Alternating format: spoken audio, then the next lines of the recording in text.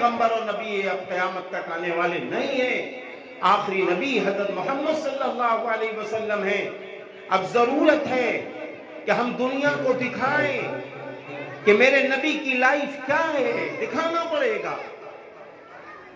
नबी की लाइफ ये है, जबान में मिठास हो।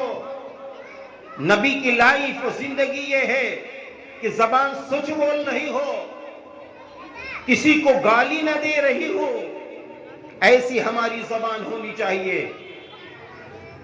किसी की गीबत हमारी जबान न कर रही हो, यह है नबी की लाइफ। किसी पर हम जुल्म न कर रहे हो, यह है नबी की जिंदगी। किसी को हम सता ना रहे हो, यह है नबी की जिंदगी। किसी का माल चोरी ना कर रहे हो, यह है नबी की जिंदगी। अपने बूढ़े माँ बाप के साथ अच्छा मामला कर रहे हो, यह है नबी की जिंदगी। अपनी माँ के साथ अच्छा मामला कर रहे हो, यह है नबी की जिंदगी। अपने सगे भाइयों से मोहब्बत कर रहे हो, बड़ों का इकराम कर रहे हो, छोटों पे शफकत कर रहे हो, यह है नबी की जिंदगी। ब्यास का लेन देन ना कर रहे हो, यह है नबी की जिंदगी।